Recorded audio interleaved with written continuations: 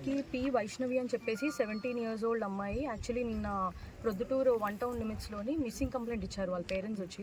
మనం missing case ఒకటి file చేయడం జరిగింది. ఆఫ్టర్ దట్ మన ఎస్ఐ అండ్ ఎంటైర్ బ్యాచ్ అంతా కలిపి ఇక్కడ మనకి ఉన్నారు అని తెలిసి ఇక్కడంతా వచ్చి గాలించాము, గండికోట ఏరియా అంతా. సో గాలిస్తే ఈరోజు మార్నింగ్ అరౌండ్ 6-6:30 టైంలోని మనకి ఆ అమ్మాయి బాడీ దొరకడం జరిగింది. అండ్ ఆఫ్టర్ దట్ ఇప్పుడు మేము విచారిస్తున్నాము. అట్ ద మూమెంట్ సస్పీషియస్గా ఎవరెవరైతే ఉన్నారో వాళ్ళని ఇంట్రాగేట్ చేసి ఫర్దర్గా ఏమైనా ఉంటే details will tell to media.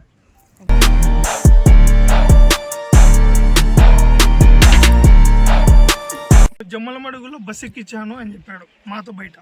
తర్వాత సార్ వాళ్ళ సైడ్ ఇంట్రాగేట్ చేస్తే, సార్ నేను అక్కడ గండికోటలోనే వదిలేశాను, నేను వచ్చేసాను నా కొద్దిగానే. ఆల్రెడీ వానికి తెలుసు ఈ ఊరికి బస్సులు ఉండవు అనే విషయం తెలుసు, ఓకేనా.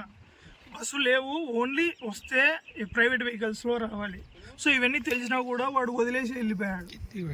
అంటే అప్పటికే మ్యాటర్ అనేది జరిగిపోయింది. అంటే అది ఎలా జరిగిందనే సార్ వాళ్ళు ఇన్వెస్టిగేషన్ చేస్తే మేము న్యాయం కోసమే అడుగుతున్నాము. ఏదైనా కూడా మేము రాంగ్ వేలో పోవట్లేదు, ఏదున్నా కూడా న్యాయబద్ధంగానే పోరాడాలనేసి ఉన్నాము.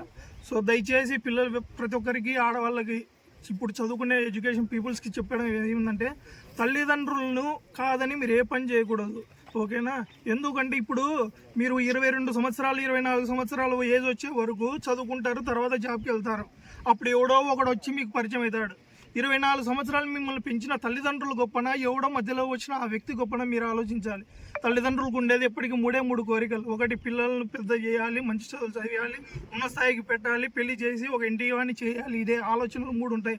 ఆ 3 మీరు ఆలోచనలు అనేది మీరు పెట్టుకునేసి లైఫ్లో వెళ్తే సక్సెస్ అవుతారనేది నా ఒపీనియన్. దయచేసి మాకు ఈ న్యాయం జరిగేటట్టు మీ ప్రెస్ వాళ్ళు కూడా కోరుతున్నాను సార్. మీ సపోర్ట్ అనేది నాకు కావాలి. ఖచ్చితంగా న్యాయబద్ధంగానే పోరాడదాం.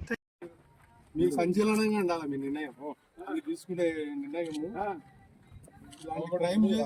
ఇట్లాంటి క్రైమ్ చేసేవానికి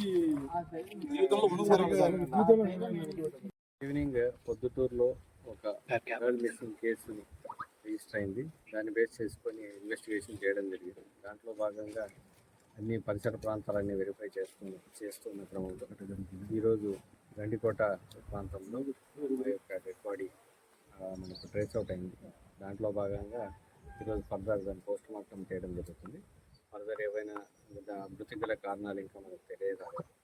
మృతి గల కారణాలు ఏంటి, దాని వెనుకున్నటువంటి విషయాలు ఏంటి, ఫర్దర్ ఇన్వెస్టిగేషన్లో మనకు క్లారిటీ వస్తుంది. కాబట్టి మా పోలీస్ సిబ్బంది కూడా ఇన్వెస్టిగేషన్ కంటిన్యూ చేస్తూ ఉంటారు. ఏవైనా విషయాలు ఏమైనా ఉంటే మళ్ళీ మీకు further course of during course of investigation తెలియచేయట్లేదు. ఎవరు లేరు.